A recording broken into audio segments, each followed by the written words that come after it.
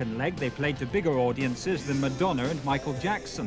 Yet the Floyd have been in business for 23 years, and they're now comfortably middle-aged.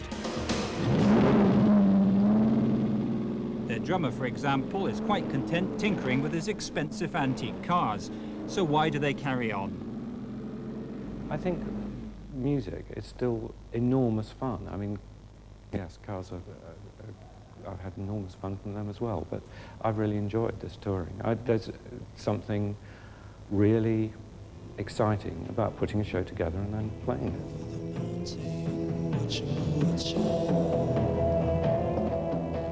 When they started, the Pink Floyd's music reflected the uncomplicated mood of the psychedelic 60s. This afternoon, it's taken a whole army of Wembley technicians to get tonight's show ready.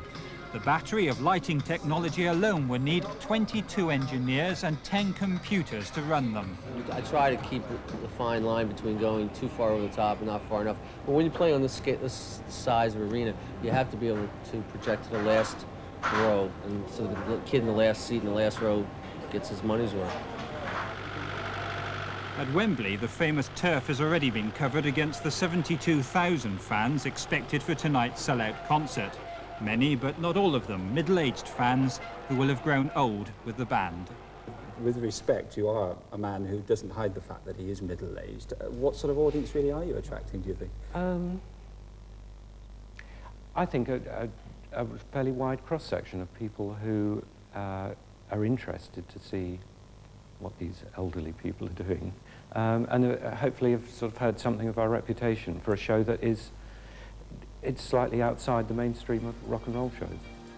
Some say the band's elaborate effects have overshadowed their music, but their last album has already sold more than 8 million copies, and there's a record factory producing nothing but Pink Floyd albums. There's nothing inflated about the popularity of these middle-aged men of rock.